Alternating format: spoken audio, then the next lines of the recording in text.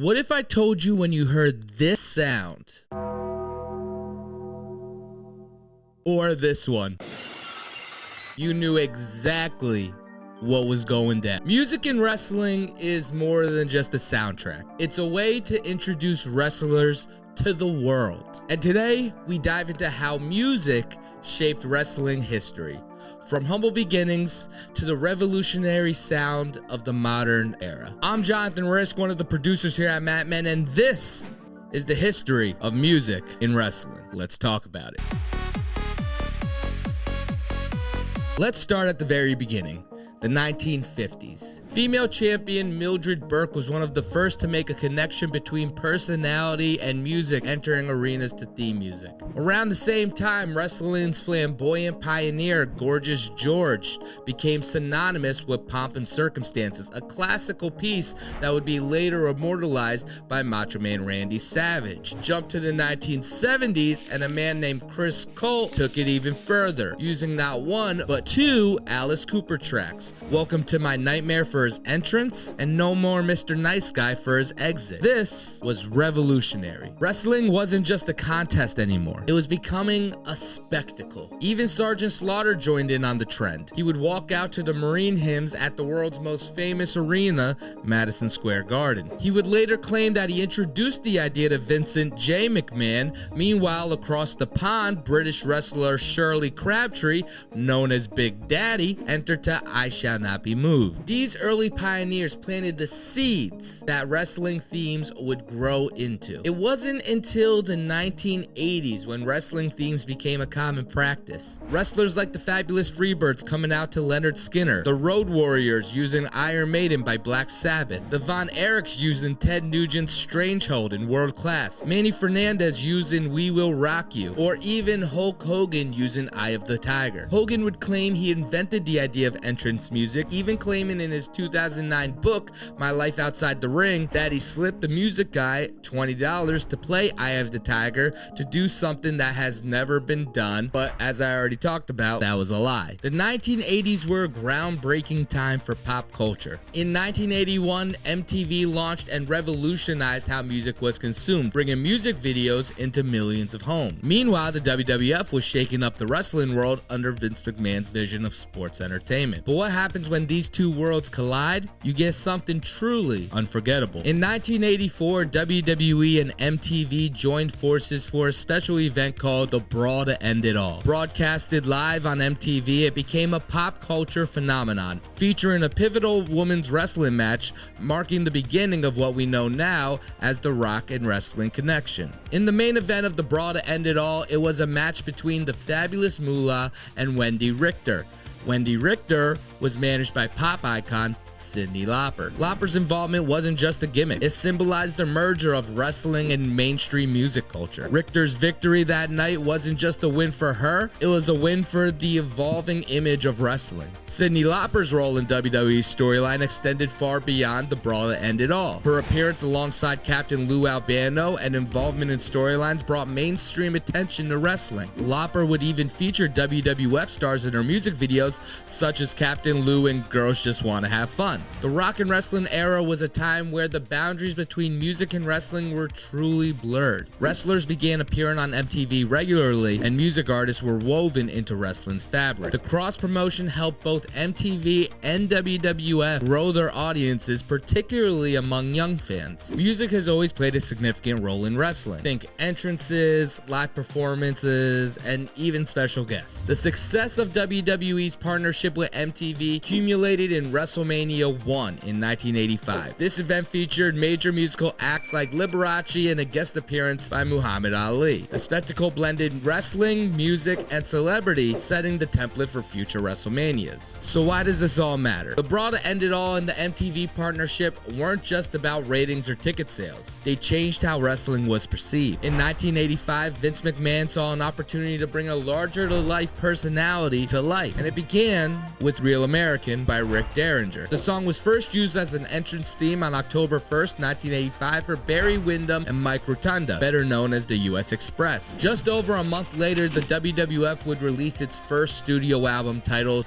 The Wrestling Album. The album would lead off with the wrestlers of the WWF performing Land of a Thousand Dances, a song that would be accompanied by a music video that would run on MTV. In the album's notes, Vince McMahon would acknowledge that the song Real American was intended for the US Express. But with Windham leaving behind the WWF for the NWA, the song would become available. Enter the Hulkster brother. Hogan was using another theme at the time that was also on the album, ironically titled Hulk's Theme, but around December of 1985, Hogan would start using Real American as his own theme. It brought immediate success and helped elevate Hogan's character to the next level. The songs were all bridged together with commentary from Vince McMahon, Mean Gene Okerlund, and Jesse the Body Ventura. In 1987, the WWF would release Pile Driver, the wrestling album 2, which featured this odd picture of Hogan wearing a hard hat as the cover, but the most important name is the one listed as WWF's music director for the album, Jim Johnston. Now, I also have to mention the WWF fan club tapes. These were cassettes that were issued out annually from 1989 to 1994 that featured wrestling themes, and if you weren't part of the fan club to get these, they were also sold at local house shows, according to the internet. I cannot promise you that they were being sold at the house shows because I was also not alive yet. In 1993, the WWF released WrestleMania the album. This album would feature the WrestleMania theme song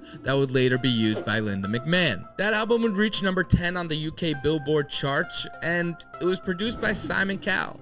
So, for all those people with Simon Cowell on their bingo card, there you go. But if anybody deserves credit for defining wrestling's musical identity, that's Jim Johnston. For over 30 years, Johnston was the man behind some of the most recognizable themes in wrestling history. In 1985, in a sushi spot that he would visit regularly by his home in Connecticut, Johnston would bump into another regular, that being Brian Penry. Penry was the art director for WWF at the time. During this chance encounter, Penry told Johnston that his boss, Vince McMahon, asked him to produce a video package for some TV execs. He asked Johnston if he'd help with some music for the project, which Johnston agreed. According to the internet, the wrestling boss was happy with Johnston's work on the project and set up a meeting. This meeting would lead to an over 30-year career and a historical impact on professional wrestling. Johnston had an extraordinary gift for matching music to character. It was The Undertaker's chilling organ tones that made him feel otherworldly, or Stone Cold Steve Austin's rebellious crash of glass that told you chaos was coming. Johnston captured the essence of every wrestler he worked with. His genius lays in the ability to match music with personalities. He didn't just want to write songs. He wanted to create a unique identity for each wrestler. His approach of blending rock, orchestral elements, and even electronic sounds helped elevate the WWF into a multimedia powerhouse. Austin's theme needed to feel like a car crash waiting to happen. Combining that sound of shattering glass with the heavy guitar riffs, Johnston created a track that embodied chaos and danger. And amazingly, the entire theme just took 20 minutes to write and was recorded the same day. For the Dead Man, Johnston envisioned something grim and eternal. Using a piano, a towering church organ, and multiple bell recordings, he crafted a theme that still sends chills down fans' spines. Johnston once said it had to feel like it came from the center of the earth. Johnston's work didn't just live in the arenas, it dominated the charts. WWF music started to change their approach on releasing music in the mid-90s. They transitioned into wrestlers' themes instead of wrestlers singing songs. An idea that would not die out entirely. Starting with the 1995 released WWF Full Metal the album, Johnston is credited with writing every track on the album besides Sexy Boy, which was written in part by Jimmy Hart. Jimmy Hart would also be responsible for themes like Jimmy Snuka's, The Rockers, The Hart Foundation, Dusty Rhodes, and many other WCW themes during the Monday Night Wars. In 1998, WWF The Music Volume 3 earned platinum status, selling 1.2 million copies in the United States. Volume 4 was released in '99 and might be a perfect soundtrack to encapsulate that year. A year later, WWF Aggression was released, and it featured popular hip-hop artists performing wrestlers' themes. This showed just how red-hot wrestling was in pop culture at the time. Volume 5 came out in 2001. It peaked on the Billboard charts in February at number 2, making it WWF's most successful release, with 176,000 copies sold, and it even stayed in the top 20 for 2 weeks. But by April of 2002, it had only sold 640,000 copies. And on a personal note, it's one of my favorite albums. I distinctly remember getting it that year for Easter in my Easter basket, immediately run into my CD player and listening to The Rock sing about pie, not knowing what pie he was talking about at the time. Let The Rock tell you a little story about pie. But still, phenomenal. One of my favorites. In March of 2002, WWF Forcible Entry would release. It would be the last album under the WWF banner before Vince lost to some damn pandas. It featured wrestlers' entrance music re-recorded by different artists. Instead of Motorhead performing Triple H's theme song, it was performed by Drowning Pool. Kid Rock performed Stacy Keibler's Legs theme, and Cypress Hill, Limp Bizkit, Saliva, and even Creed are all featured on this album. And just in time for the holidays that year, the WWE would release WWE Anthology, which was a re-release of 38 wrestlers' themes. Essentially, WWE was just trying to get all those themes out there in the public under the new branding of the WWE instead of the WWF. Those damn pandas. The 3 separate discs were separated into Federation themes, Attitude Era themes, and Now. Personal side note on this one, definitely got this album for Christmas, and I would make my mom blast Billy Gunn's I'm an Ass Man when she dropped me off for school every day. That's a real story. That is a real story. I was a child getting dropped off to I'm an Ass Man, and I still am. And in January of 2004, what I personally consider to be the best pro wrestling album ever created, WWE Originals, was released. It featured 17 tracks, 11 original songs performed by wrestlers, 5 skits with Stone Cold Steve Austin, and only 1 theme song. It also featured a behind-the-scenes DVD that you could watch in entirety on YouTube, and it's terrific. It's a great watch if you care about this music behind the scenes stuff. So here's the deal. We had the Dudley Boys singing We've Had Enough, which is a great workout song. Trish Stratus gives you a love ballad that only the mid-2000s can provide you. Rey Mysterio raps in Spanish about believing in yourself. Booker T spits super hot fire. Kurt Angle yells that he doesn't suck for 3 minutes straight, and I'm not even joking with you. That's literally the song. Lita sings like Avril Lavigne, like it's a skateboard punk rock song, perfectly fitting for the time. Eddie and Chavo Guerrero try to tell a beautiful story about how they lie, cheat, and steal in their song. Stacy Keibler delivers a mid-2000s pop song like you would never believe. It's good. Go give it a listen. John Cena and The Trademark performed Basic Thugonomics, Cena's theme at the time, but nothing beats Rikishi and his song Put a Little Ass on It, which might be arguably one of the best R&B songs that gets 0 credit, okay? Like, seriously, if you haven't heard this song, pause this video right now, Control T, open up a new tab, go to your YouTubers, type in Rikishi, put a little ass on it, head to your Spotify, your Apple Music, it's all there. Put the headphones in, get into a nice dark space, and just listen to some, put a little ass on it, like a baby, like a baby. Those are real lyrics. It might be the greatest song ever made by a wrestler, ever performed by a wrestler. Look, go check out that song right now. That song is magical. It is a magical song. And tell me how much better your life is now after you've heard that song in the comments down below. And I guarantee you it's stuck in your head right now. Put a little ass on it, yeah. The WWE would release Volume 6 next that included a single by John Cena called Untouchables, and then followed it up with Reckless Intent, spelled with a W for some reason, which was intended to be a sequel to Forcible Entry and featured rock and metal artists performing versions of wrestlers' themes. They would go on to release Volume 10 in 2010, and in 2016, WWE started to release Uncaged, which has 15 installments, which were all essentially demo and acoustic versions of WWE themes. All of those albums just mentioned were produced by the man himself, Jim Johnston. Each album showcased Johnston's versatilities, from rock anthems to cinematic scores. His attention to detail and ability to adapt kept the WWE soundtrack evolving. And while we're on the topic, WWE Music would also co-release WWE 2K15, the soundtrack, with Atlantic Records,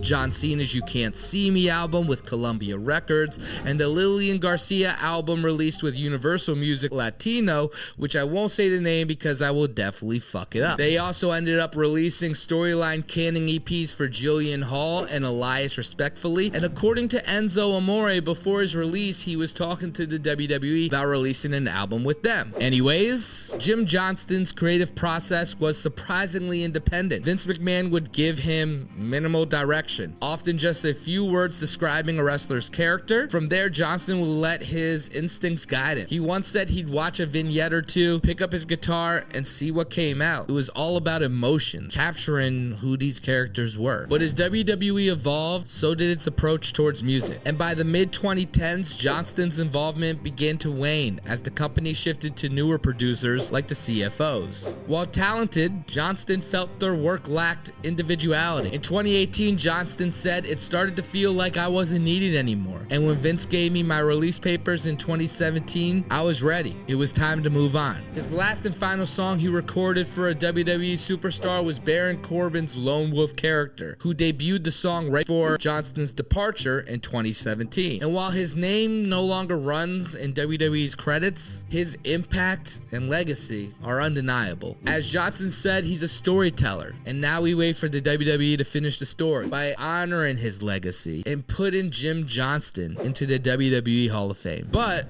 it was time for someone to fill his shoes. Fast forward to the 2010s, and a new duo took the reins of WWE Music. CFOs consisting of John Alicastro and Michael Laurie, two best friends from Long Island who shared a love for music. They started out as a band that just couldn't find its sound and ended up pivoting to producing music together. By mastering multiple instruments and blending genres, they created something truly unique. And in 2012, their big break came when WWE tapped them to create The Night, the theme for Raw's 1000th episode. Little did they know, this was the beginning of a game-changing partnership with WWE's music department. From there, the CFOs became synonymous with the company's new era. They brought a fresh, modern sound to WWE, particularly through NXT, creating themes for breakout stars like Paige, Finn Balor, and Sasha Banks, who had a WrestleMania moment when her cousin Snoop Dogg performed a remix of her entrance theme at WrestleMania 32. But one question remained. What was the CFO's goals? They wanted to capture a superstar's essence and amplify it for fans in the nosebleeds and for the internet-savvy audience. The CFOs didn't just create songs. They crafted cultural phenomenons. From the haunting violins of Nakamura's theme to the grandioseness that was Bobby Roode's glorious domination. Their work became anthems for fans worldwide. Their music transcended wrestling. These weren't just entrance themes, they were pop culture touchstones. The CFO's creative process was a collaborative sympathy, drawing inspiration from video games, classical music, and hip-hop. They crafted tracks that told stories, whether it was Finn Balor's journey from human to Demon King, or the swagger of Enzo and Cass. They didn't just write music, they wove narratives, infusing every track with the personality of the superstar that it represented. But behind the chart-topping success, trouble started to brew. And by early 2020, the CFOs found themselves in a bitter dispute with their publisher. Despite their immense contribution to the WWE, the duo couldn't escape the tangled web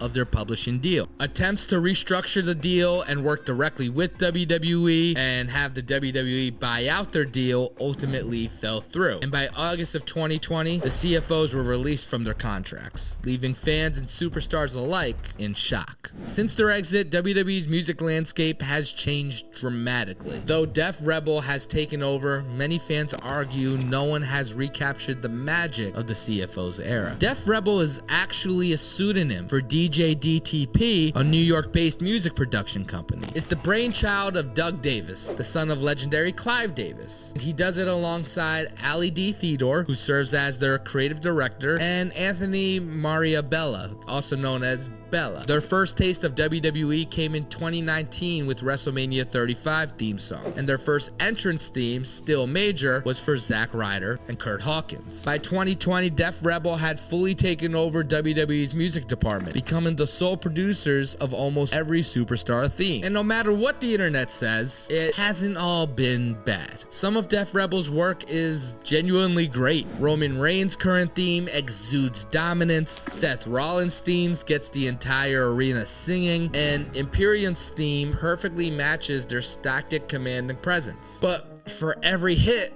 there seem to be a dozen misses. The biggest critique, the music often feels generic. They sound too similar, uninspired, and just dull. Gone are the days where you would instantly recognize a wrestler from the first few seconds of their entrance music. Now fans sometimes don't even realize who's coming to the ring until they see the Titantron or the wrestler themselves. This isn't that noticeable until you really get to the Royal Rumble match, where there's become a noticeable delay from fan reactions over the years. There was also even a video of Seth Rollins looking bewildered at whose music was playing in the 2024 Rumble. And fans aren't the only ones frustrated. Reports from Fightful revealed that even WWE talent grew tired of Def Rebel's music, with some wrestlers saying they had their themes changed without being consulted, while others felt their music lacked any identity or excitement. One recent story revealed that Randy Orton shut down a proposed remix of his iconic theme Voices before the song could even be finished playing. And let's just say that Doug Davis's recent viral spat in New York City with an Uber driver didn't help his image either. You book a black car? Girls, go inside.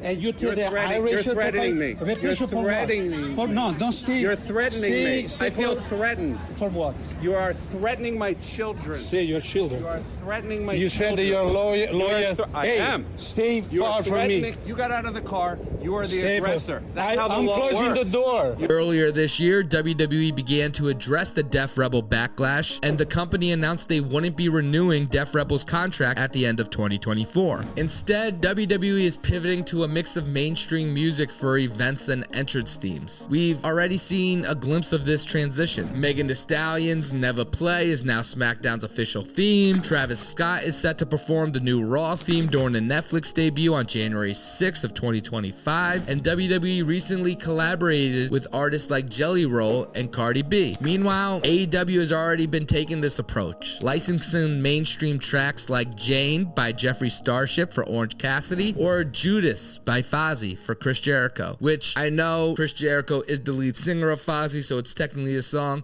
but you still gotta pay the music rights deal. It's a reminder that music continues to be a crucial role in how fans perceive wrestling and the product. Best themes are more than just songs. They're extensions of the characters themselves. Whether it's The Godfather's funky pimp anthem or CM Punk's iconic Cult of Personality, these songs told a story before a single punch was thrown. From the groundbreaking work of trailblazers like Gorgeous George and Sergeant Slaughter to the era-defining genius of Jim Johnston, the infectious anthems of the CFOs, or the modern experimentation of Def Rebel, music has been an integral part in wrestling's evolution. These themes aren't just background music. They're cultural landmarks that are forever linked to the bigger-than-life personality personalities that they represent. As WWE continues to evolve, its music remains a cornerstone of its storytelling, connecting fans to moments of triumph, heartbreak, and exhilaration. Each era brought its unique flavor, shaping the industry and leaving an undeniable mark on pop culture. So whether it's the haunting gong of The Undertaker, the rebellious crash of glass for Stone Cold Steve Austin, or the violin of Shinsuke Nakamura's theme with 70,000 fans singing along, WWE's music will always remind us why we fell in love with wrestling in the first place. It's about the sound that makes the spectacle unforgettable and the moments that it creates. Now, as we look into the future, the question remains: what will the next evolution of wrestling music sound like? Whatever it is, one thing's for certain: the soundtrack of wrestling will always hit different. Thank y'all so much for watching. If y'all enjoyed this deep dive and want more, hit that subscribe button, hit that thumbs up button, head over to my YouTube channel @officialrizk and hit subscribe over there. I do deep dives like this on various different topics every week. You can follow me @officialrizk, but let's keep the conversation going. I want to know what your favorite WWE theme or WWF album is of all time. So drop a comment down below. Let me know what that is for you. And until next time, I'm Jonathan Rizk, and I'll see y'all the next time there's something to talk about. Peace.